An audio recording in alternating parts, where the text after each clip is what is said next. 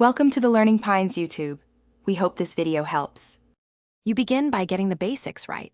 Open an incognito window or clear cookies so prices don't creep up.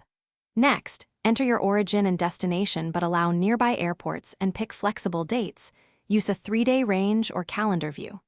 Once done, sign into your Google account so you can save the trip and enable price alerts. This early setup matters because it gives you clean search data and a persistent watch list to act on when fares drop. You now zero in.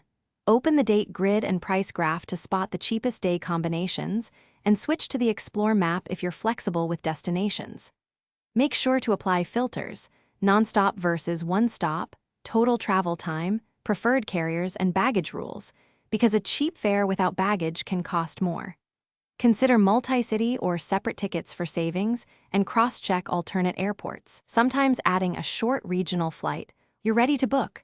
Verify the final price includes taxes and baggage, then choose refundable or flexible if you need protection. Once you select the best itinerary, set a Google price alert and, if possible, wait up to 24 to 48 hours for any last-minute drops. Don't delay past ticketing deadlines.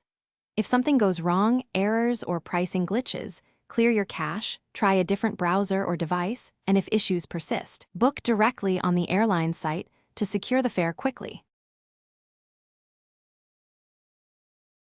Thanks for watching. Consider subscribing if we helped you.